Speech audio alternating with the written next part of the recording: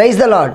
సృష్టికర్త సజీవ స్వరం అనే కార్యక్రమానికి ప్రేమతో మిమ్మల్ని ఆహ్వానిస్తున్నా. మీ అందరికీ నా హృదయపూర్వక వందనాలు.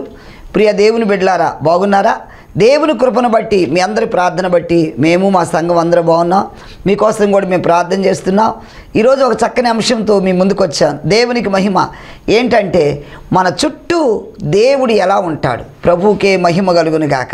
చూడండి, దేవుని పరిశుద్ధ గ్రంథంలో జకరియా గ్రంథం 2వ అధ్యాయము 5వ వచనం చదవండి. దేవుడి రోజు నీ చుట్టూ, నీ కుటుంబం చుట్టూ ఎలా ఉండాలంటే, ఈ భయంకరమైన విపత్తులు, భయంకరమైన దాడుల నుంచి నువ్వు కాపాడబడాలంటే దేవుడు మన చుట్టూ ఎలా ఉండాలి? నేను దాని చుట్టూ అగ్ని ప్రాకారముగా ఉందును. దేవునికి మహిమ కలుగును గాక. ప్రార్థన. పరిశుద్ధుడా, ఈ వాక్యం ద్వారా మాతో మాట్లాడండి ప్రభువా. వింటున్న ప్రతి బిడ్డతో మీరు మాట్లాడమని యేసు నామమున ప్రార్థిస్తున్నాం తండ్రి, ఆమేన్. హల్లెలూయా. ప్రియ దేవుని బిడ్డలారా, ఇక్కడ వాక్యం ఏమని సెలవిస్తుందంటే, నేను దాని చుట్టూ అగ్ని ప్రాకారముగా ఉంటా. ఈరోజు దేవుడు మన చుట్టూ ఒక అగ్నిలా, కంచెగా దేవుడు మన ఉండాలి. ఎందుకంటే ఆయన మన చుట్టూ అగ్ని ప్రాకారంగా ఉన్నాడనుకో, మనం ఇక్కడ ఉన్నాం. మన చుట్టూ అగ్ని ప్రాకారంగా దేవుడు కంచి ఉంటే ఏ దుష్టుడు మనం ముట్టలేరు. ఏ శత్రువు మన దగ్గరికి రావాలన్నా మాడి మసైపోతాడు. కాబట్టి దేవుడు మనకి అగ్ని ప్రాకారంగా ఉంటానంటున్నాడు. అలాగే 1 సమూయేలు గ్రంథంలో చూడండి, 25వ అధ్యాయం 16వ వచనంలో ఇక్కడ దేవుడు మన చుట్టూ ఎలా ఉంటారు. ఇక్కడ ఒక వ్యక్తి ఒక సాక్ష్యం ఇస్తున్నాడు. చూడండి, నాబాలు దగ్గర పనిచేసే వ్యక్తి, ఆ పనివాడు వాళ్ళ అమ్మగారితో ఏమని చెప్తున్నాడు? మేము గొర్రెలను కాయుచున్నంతసేపు వారు రాత్రింబగళ్ళు చుట్టూ ప్రాకారము ఉండేది. దేవునికి మహిమ కలుగును గాక. చుట్టూ ప్రాకారముగా. ఇక్కడ గమనించినట్లయితే ఈ మాటలు ఎవరంటున్నారంటే, మరి నాబాలనే గొప్ప ధనవంతుడు, బాగా ధనమైతే ఉంది, ఆస్తిపాస్తులు ఉన్నాయి, ఐశ్వర్యాలు ఉన్నాయి, అతనికి మంచి భార్యను కూడా దేవుడిచ్చాడు. కానీ ఇతని బుద్ధి మంచిది కాదు, బుద్ధి సరైనది కాదు. ఈ సమయంలో ఏం జరిగిందంటే, ఈ నాబాలు దగ్గర గొర్రెబొచ్చు కత్తిరించువారు ఉన్నారని దావీదు తనకు తెలుసుకొని తన పనివారిని కొంతమంది పంపించి, అయ్యా వారితో చక్కగా మాట్లాడి, వారందరితో మీరు మంచి మాటలతో మాట్లాడి కనుక్కొని రండి. అయ్యగారి దగ్గర గొర్రెబొచ్చు కత్తిరించే వాళ్ళు ఉన్నారట, వాళ్ళకి యోగక్షేమములు కూడా తెలుసుకొని వాటి గురించి కొంచెం విచారించని పంపించారు.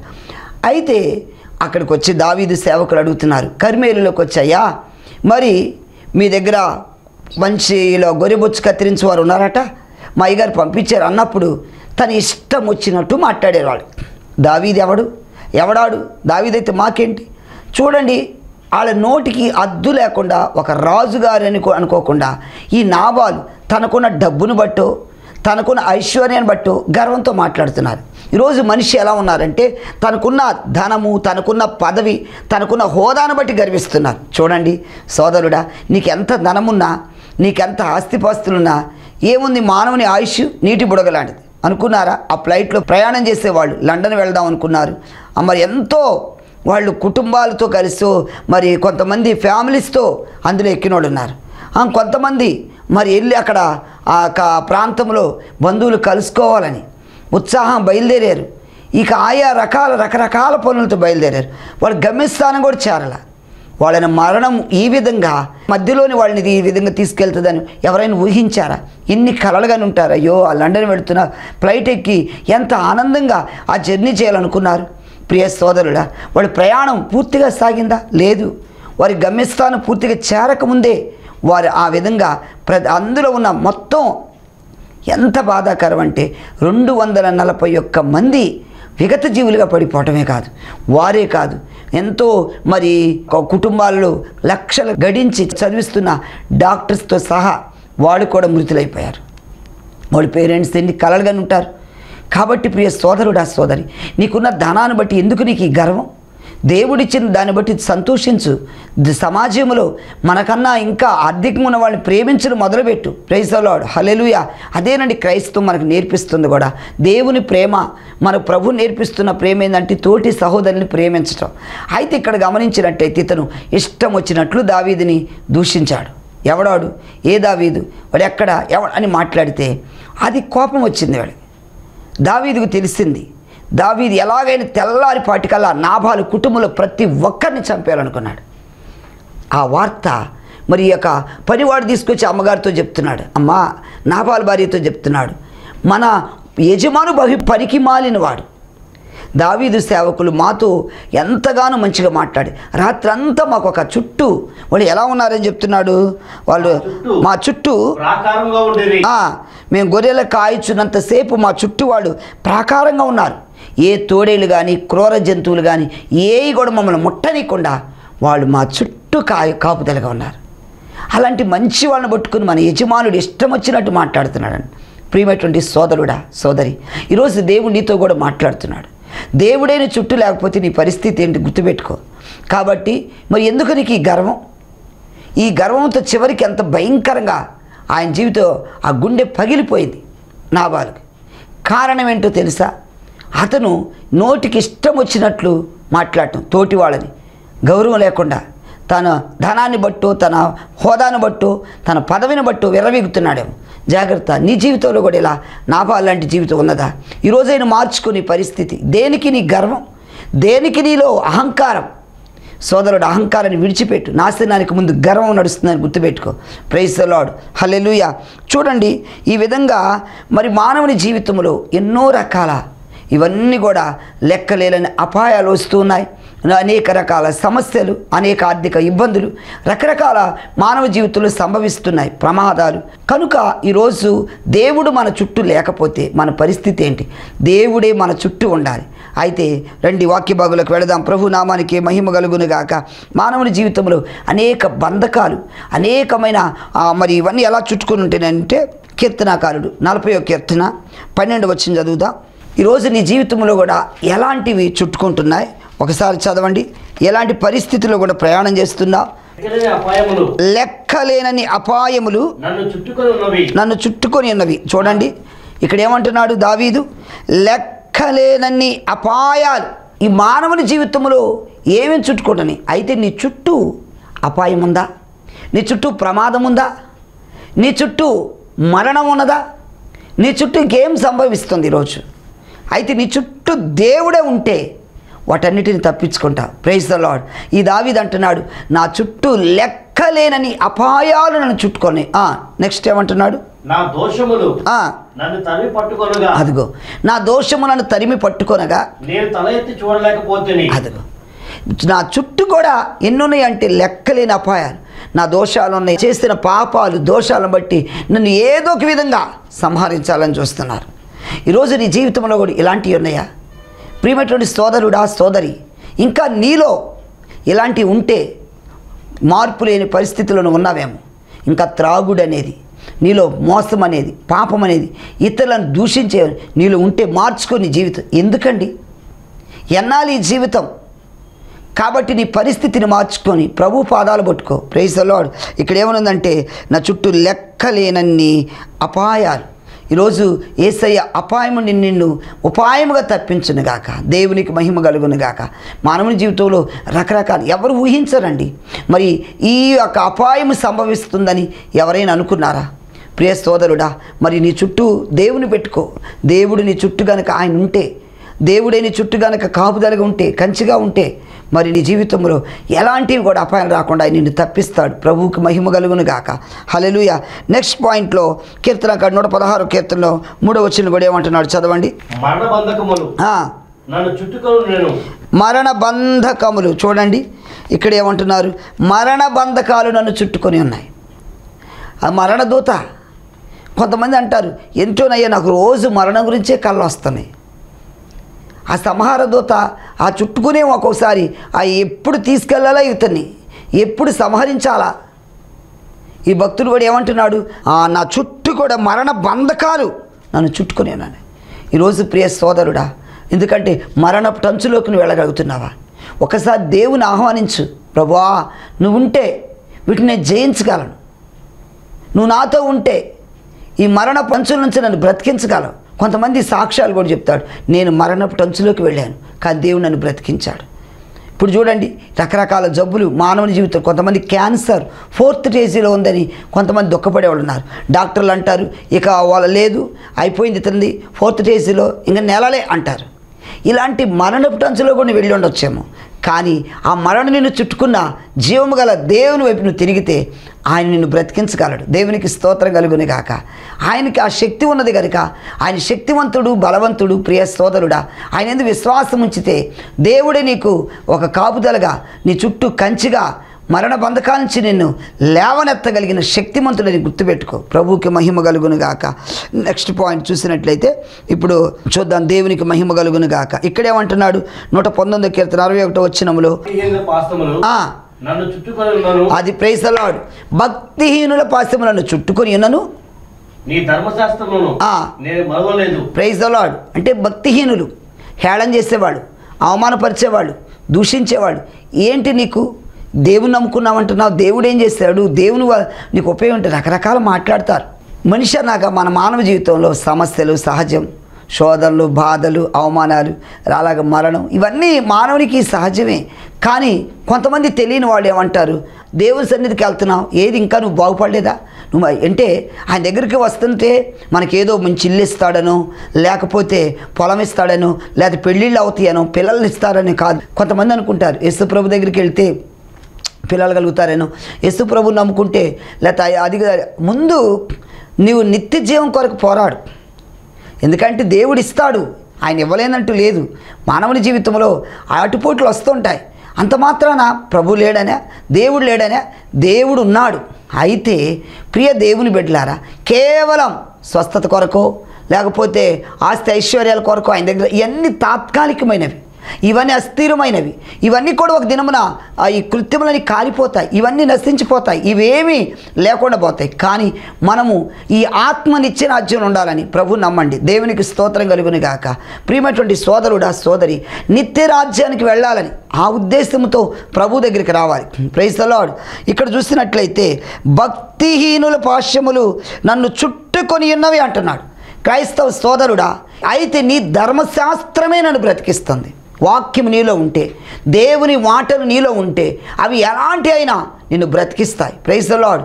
ఎలాంటి ఆపద వచ్చినా, ఎలాంటి కష్టం వచ్చినా, ఎలాంటి అవమానాలు వచ్చినా, అయితే దేవుని వాక్యం నీలో ఉంటే దేవుడే నిన్ను బ్రతికిస్తాడు. ప్రభువుకి మహిమ కలుగును గాక.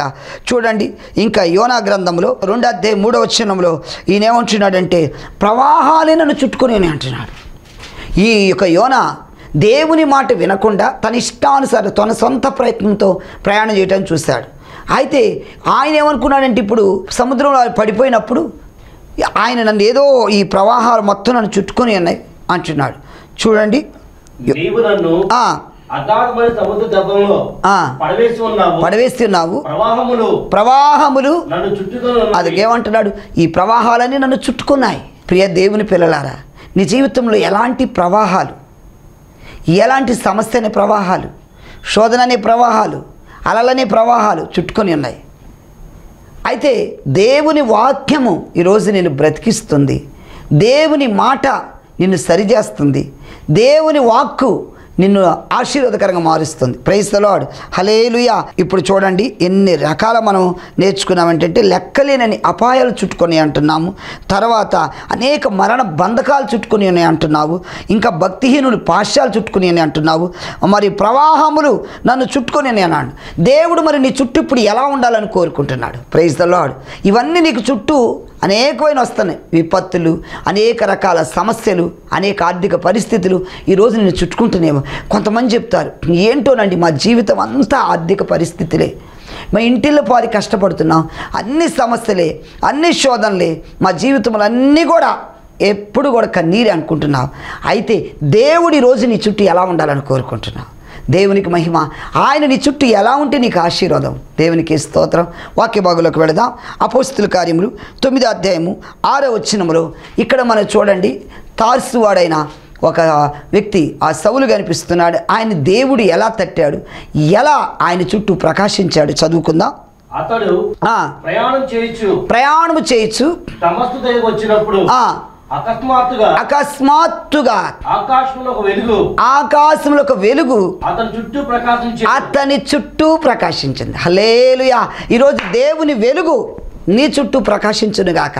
క్రైస్తవ సోదరుడా, సోదరు, ఎందుకంటే నేను వెలుగై ఉన్నాను అంటున్నాడు. ఈయనేమనుకుంటున్నాడు, ఈ సౌలు ఎక్కడ క్రైస్తవుని లేకుండా అంతం చేయాలనుకున్నాడు, దమస్కు మార్గంలో వెళుతూ ప్రధానుల దగ్గర, అధికారుల దగ్గర ఒక అధికార పత్రాలు తెచ్చుకున్నాడు. ఏమని? క్రైస్తవులు లేకుండా చేయాలనుకున్నాడు. అయితే బయలుదేరాడు. ఆయన వేగంగా బయలుదేరి ఆ దమస్కు మార్గం వస్తున్నప్పుడు వెలుగు ఆకాశం చుట్టూ ఆ దమస్కు మార్గంలో దేవుడే తనకు ప్రత్యక్షమయ్యాడు. దేవుడు మాట్లాడుతున్నాడు, సౌలా సౌలా ఎందుకయ్యా నన్ను హింసిస్తున్నా అంటే దేవుని హింసిస్తున్నాడు. తన పిల్లలని హింసించినప్పుడు దేవుడు బాధపడుతున్నాడు. చూడండి, తను ఏమనుకున్నాడు? నేను వెళ్ళాలి, క్రైస్తవ నిర్మూలన చేయాలనుకున్నాడు. కానీ దేవుడు మాట్లాడు, ప్రేమామయుడు, ఆ కరుణామయుడు ఎప్పుడైతే అతని ప్రత్యక్షమయ్యాడు, ఒక వెలుగుతో అతని చుట్టూ ఆవరించున్నాడు. ఆ శక్తిని చూస్తేలేకే, ఆ వెలుగును చూస్తేలేకే తట్టుకోలేక ఆ కళ్ళు కూడా కనబట్ల, కళ్ళు కూడా పోయాయి. మరలా ఎప్పుడైతే అననీయ వెళ్ళి ప్రార్థించాడు, అతని కళ్ళు తెరవబడ్డాయి. ఆ నిజంగా ఆ వెలుగును చూసిన తర్వాత తన జీవితంలో ఒక మార్పు వచ్చింది. యేసయ్య నిజమైన దేవుడు అని తెలుసుకున్నాడు. ప్రభువుకు మహిమ కలుగును గాక. ఎందుకంటే నేను నిత్య జీవమైన వెలుగునన్న దేవుడు నీ జీవితంలో చీకటిలో సంచరిస్తున్న నీకు ఈరోజు వెలుగుగా దేవుడు ప్రత్యక్షం అవ్వబోతున్నాడు. దేవునికే మహిమ కలుగును గాక. ఆయన వెలుగై ఉన్నాడు. నిత్య జీవమైన ఆయన ఒక వెలుగుగా ఈ దినము నీ చుట్టూ ఉండాలని కోరుకుంటున్నాడు. క్రైస్తవ బిడ్డలారా, క్రైస్తవ సమాజమా, ఈరోజు దేవుడు నీతో మాట్లాడుతుంది. నేను నిజమైన వెలుగును. Praise the Lord. ఏమంటున్నాడంటే వాళ్ళ చుట్టూ వెలుగుగా ఆయన ప్రకాశించాడు. చూడండి, అక్కడ ఆకాశం నుండి గొప్ప వెలుగు అతని చుట్టూ ప్రకాశించింది. ఈరోజు అలాంటి వెలుగును నువ్వు అనుభవించాలని కోరుకుంటున్నావా? దేవునికి మహిమ కలుగును గాక. హల్లెలూయా. మరి నేను నిత్య జీవమైన వెలుగునన్న దేవుడు ఈరోజు వెలుగుగా నీ మీద ప్రకాశించును గాక. దేవునికి స్తోత్రం. చూడండి నెక్స్ట్ ఇంకా ఎలా ఆయన నీ చుట్టూ ఉండబోతున్నాడు. Praise the lord. యోబు గ్రంథం 1వ అధ్యాయము 10వ వచనం కూడా చూడండి. ఆయన ఎప్పుడైతే ఇక్కడ ఈ సౌలుకు వెలుగుగా దేవుడు నాడు తన జీవితం మారిపోయి ఆయన సౌలు పౌలుగా మారిపోయాడు. తన బ్రతుకు పరిస్థితి మొత్తం ఒకప్పుడు క్రూరుడుగా ఉన్నాడు, ఒకప్పుడు హింసకుడుగా ఉన్నాడు, ఒకప్పుడు దుర్మార్గుడుగా ఉన్నాడు. ఎప్పుడైతే ఆయన రక్తములో కడగబడి ఆయన బిడ్డగా జీవించాడు, పౌలుగా మారిపోయాడు, ఆయన ప్రవర్తన మారింది. ఆయన హింసించే వాళ్ళని ప్రేమించాడు, క్షమించాడు. ఆ విధంగా ఒకప్పుడు హింసకుడుగా ఉన్న ఆయన క్రీస్తు పాదాలు పట్టుకున్న తర్వాత బ్రతుకు మారిపోయింది. నెక్స్ట్ పాయింట్, అతని ఇంటి వారికి అతనికి కలిగిన సమస్తమునకును ఇక్కడ చూడండి, ఇక్కడ మనం చూడండి, యోబు చుట్టూ కంచె. యోబు చుట్టూ కూడా కంచె ఉన్నంతసేపు యోబు ఐశ్వర్యవంతుడు. ఊజు దేశం యోబు అనే ఒక భక్తుడు అది యథార్థవంతుడు, న్యాయవంతుడు, తూర్పు దిక్కు అంతటిలో గొప్పవాడు, చాలా ధనవంతుడు. ఆ తూర్పు దిక్కులోనే అంత ఉన్నతమైన ధనికుడు. అయితే ఇప్పుడు ఆయన చుట్టూ కంచె ఉంది. కంచె అంటే దేవుడు కాపుదల. ఆయనకి ఎలాంటి అపాయాలు లేకుండా చాలా సంతోషంగా జీవితం గడుపుతున్నాడు. అలాంటి టైంలో సాతానుడు దేవునితో వైరం పెట్టుకున్నాడు. యోబు గురించి ఆ దేవుడి సాక్ష్యం ఇస్తున్నాడు. చూసావా నా భక్తుడు భూమి మీద ఎలా ఉన్నాడు? ఈ సాతాను భూమి అటు ఇటు తిరుగుతూ ఆడేం చేస్తున్నాడు? దేవుని దగ్గరికి వెళ్ళి మాట్లాడుతున్నప్పుడు దేవుడు మాట్లాడాడు, భూలోకములో నా యొక్క కుమారుడు చాలా భక్తిపరుడు, చాలా యథార్థవంతుడు, న్యాయవంతుడు, దేవుని భయభక్తులని చెడుతనమును విసర్జించిన వాడు. ఆయన సంగతి నువ్వు ఆలోచించావంటే ఏం ఆలోచించావు? ఆయనకు అన్నీ ఇచ్చావు. బంగారం ఇచ్చావు, పిల్లలు ఇచ్చావు, ఐశ్వర్యం ఇచ్చావు, ఆస్తిని ఇచ్చావు. ఇంకే ఆయనకేం దిగులు? అన్నీ ఇచ్చావు కాబట్టి. అన్నీ ఉంటే ఎవరైనా ప్రార్థన చేస్తారు. అదేంటి అన్నీ తీసే అంటే దేవుడు అన్నాడు, ఏమున్నా లేకపోయినా నన్ను స్తుతిస్తాడంటే అప్పటి వరకు దేవుడు ఆయన చుట్టూ కంచె ఉన్నాడు కదా. ఈ సాతానుడు అంటాడు, ఆయనకేందో ఆయన చుట్టూ కంచె వేసావు, ఒక్కసారి కంచెది నేను వెళ్ళి తన్ని ఎలా మొత్తుతానో అప్పుడు తెలిసిద్ది ఆయన భక్తి ఏంటో అన్నాడు. అయినా దేవుడు పర్మిషన్ ఇచ్చాడు, నువ్వేమన్నా చెయ్యి, ప్రాణం మాత్రం ముట్టడానికి వీల్లేదన్నాడు. ప్రియ దేవుని బిడ్డలారా, ఎన్నో విధాలుగా ఈ దుష్టుడు వెళ్ళి, ఈ సాతానుడు వెళ్ళి ఎన్ని రకాల యోబుని శోధించారు. పిల్లల్ని ఏంటి చంపేసి, తర్వాత ఆస్తి పనివారిని చంపేసి ఆస్తి అంతా పోయింది. ఎన్ని రకాలు ఉన్నా యోబు మాత్రం తన దేవుని స్తుతించడం మానలా, దేవుని మహిమపరచడం మానలా, దేవుని ఆరాధించడం మానలా. అన్నీ పోయినా దేవుని స్తుతిస్తున్నాడు. దేవునికి మహిమ యెహోవా ఇచ్చెను, యెహోవా తీసుకున్నాను, ఆయనకే మహిమ కలుగును కనుక అన్నాడు. అంటే అప్పటి వరకు ఆ కంచె ఉన్నంతసేపు ఎవరు వాడు జరబడాల. ఆ కంచె ఎప్పుడైతే ఆ కంచె తీసేశాడో, దేవుడే తీశాడు, అప్పుడు దుష్టుడు అక్కడ జొరబడ్డాడు. కాబట్టి ఈరోజు దేవుడు నీ చుట్టూ ఒక కంచెగా ఉండాలి. ఆ కంచిగా ఉంటే ఏవి కూడా నిన్ను ముట్టని. అందుకే దేవుణ్ణి అడుగు. కొంతమంది ప్రార్థన చేస్తారు, దేవా నా చుట్టూ రక్త కంచి అయ్యా, నా చుట్టూ అగ్ని కంచి అయ్యా, నా చుట్టూ కాపుదలు ఉంచాయి, మా ఇంటి చుట్టూ నీ దేవదూతలు ఉంచి అంటారు. కాబట్టి ఈరోజు దేవుడిని చుట్టూ ఉండాలి. Praise the Lord. ఆయన కంచిగా ఉంటున్నాడు. అలాగే నెక్స్ట్ చదువుదాం. 2వ రాజుల గ్రంథం 6వ అధ్యాయము 17వ వచనంలో ఇక్కడ మనకు ఒక భక్తుడు కనిపిస్తున్నాడు, ఒక దైవజనుడు ఎలీషా. దేవునికి మహిమ కలుగును గాక. ఈ ఎలీషా అనే వ్యక్తి మంచి ప్రార్థనాపరుడు. ఈయన ఎన్నో అద్భుతాలు, స్వస్థత కార్యాలు కూడా జరిగిస్తున్నారు. అయితే ఒక దినమున ఏం జరిగిందంటే చదవండి. యెహోవా వీడు చూచినట్లు దయచేసి వీని కన్నులు తెరవమని ఎలీషా ప్రార్థన చేయగా యెహోవా ఆ పనివాని కన్నులు తెరిచెను. ఎలీషా చుట్టూను పర్వతముల అగ్ని గుర్రముల చేత రథముల చేత నిండి ఉండుట చూచెను. Praise the Lord. హల్లెలూయా. చూడండి ప్రియ దేవుని బిడ్డలారా, ఇక్కడ మనకు చూసినట్లయితే సిరియా రాజు ఈ తన పరివారముతో ఇశ్రాయేలు రాజ్యం మీద యుద్ధం చేయాలని వెళ్తున్నప్పుడు ఈ యొక్క ఎలీషా దైవజనుడికి ఆయన ప్రార్థన చేస్తున్న అన్నీ చూపిస్తున్నాడు. ఇప్పుడు ఈయన ఏం చేస్తాడంటే ఆ రాజుకు వర్తమానం తెలియపరుస్తున్నారు. ఈ సిరియా రాజు ఎప్పుడైతే బయలుదేరి ఈ ఇశ్రాయేలు రాజ్యం మీద దండెత్తి వాళ్ళని సంహరించాలని చోట ప్రయత్నం చేస్తున్న అన్ని సిద్ధపాటు కలిగి ఉన్నాడు. దేవుడేమో ఎలీషాకు బయలుపరుస్తుంటే ఎలీషా వెళ్ళి ఇశ్రాయేల్ రాజుకి ఇన్ఫార్మ్ చేస్తున్నాడు. ఒకరోజు ఈ సిరియా రాజు అనుకున్నాడు, అసలు ఏంటి ఈ సంగతులను మీలో ఎవరో చేరవేస్తున్నారు, మనలో ఉన్న వాళ్ళలో ఎవరో తెలియపరుస్తున్నారు అనుకుంటా, వాళ్ళకి అన్నీ ఆటోమేటిక్ తెలిసిపోతున్నాయి, వాళ్ళు ముందే సిద్ధపడిపోతున్నారు. అంటే వాళ్ళలో ఒకళ్ళు అంటారయ్యా, మరి మేము ఎవ్వరిని తెలియపరచట్లేదు, కానీ ఆ ఇశ్రాయేలులో ఒక వ్యక్తి ఉన్నాడు, ప్రవక్త, ఆయన పేరు ఎలీషా. ఆయన ఏమి ప్రార్థన చేసినా ఆయనకు దేవుడు బయలుపరుస్తుంటాడు. మనము ఈ యుద్ధానికి బయలుదేరే సంగతి కూడా ఆ రాజుకు తెలియపరుస్తున్నాడు, ఇన్ఫర్మేషన్ అంతా ఆయనకి ఇస్తున్నాడంటే అప్పుడు ఆ సిరియా రాజు అంటాడు, అయితే ఆ వ్యక్తినే లేకుండా మనం చేద్దాం పదండి అని వీళ్ళందరూ గుర్రాలతో రథాలతో వచ్చేసి తెల్లవారిపాటికల్లా ఎలీషా ఇంటి చుట్టూ కుమ్ముగా మొత్తం ఎలీషా చుట్టూ మొత్తం ఆయుధాలు పట్టుకొని ఎలీషాని చంపాలని. ఉదయాన్నే పనివాడు పందిలకడే లేచి చూసేలేక ఇంకేముంది, చుట్టూ కూడా శత్రువులు చుట్టుకొని ఉన్నారు.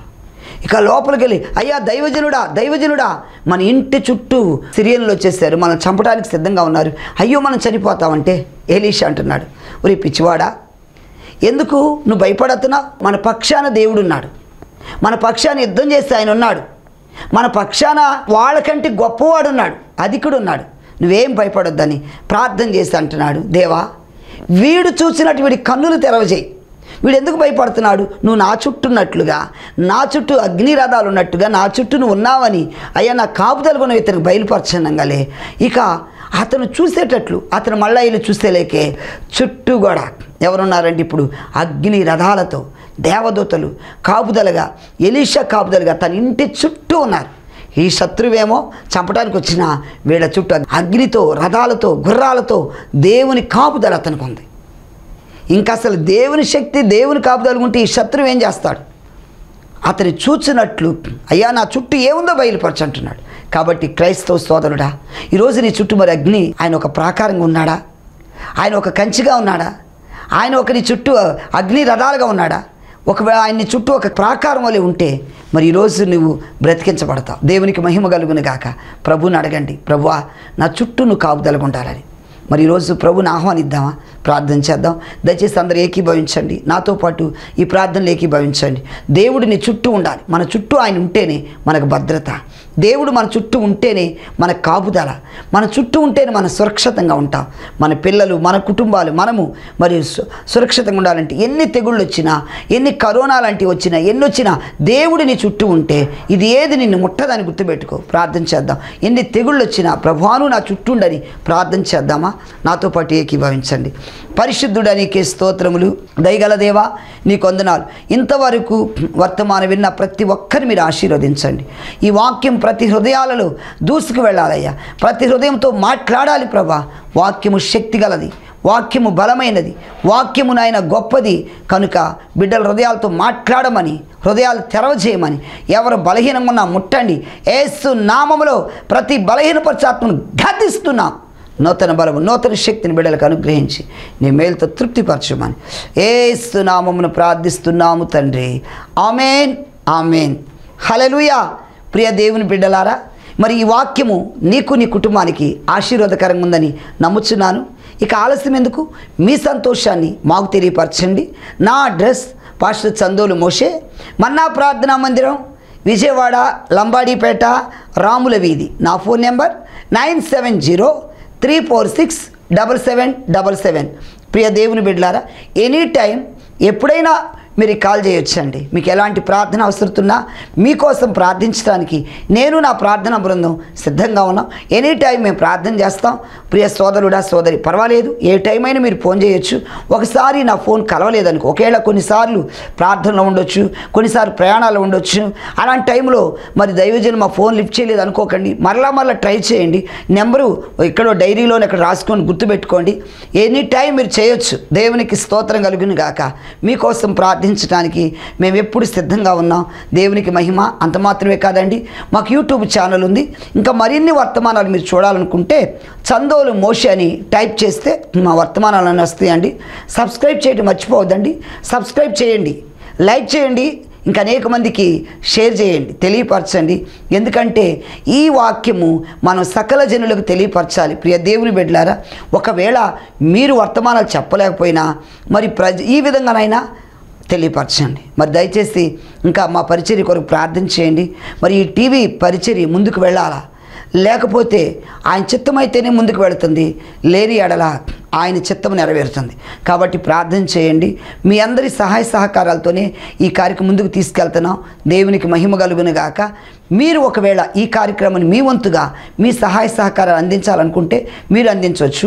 మీరు కూడా మేము దైవజనుడికి సపోర్ట్గా ఉంటాం, అయ్యా మీరు చెప్పండి వాక్యాలంటే దేవుడు మీ హృదయంలో ప్రేరేపించిన కొలది ఈ కార్యక్రమంకు మీ వంతుగా మీరు కూడా సహాయ సహకారాలు అందిస్తే మీరు మేము కలిసి అందరూ ఆ రాజ్యాన్ని కడదాం, దేవుని సువార్తను ప్రకటిస్తాం. దేవునికి మహిమ కలుగును గాక. Thank you. God bless you all. దేవుడు మిమ్మల్ని మీ కుటుంబాలను ఆశీర్వదించును గాక. మీ అందరికీ నా హృదయపూర్వక వందనాలు. దేవుడు మిమ్మల్ని మీ కుటుంబాలను నిండారుగా దీవించును గాక. Thank you.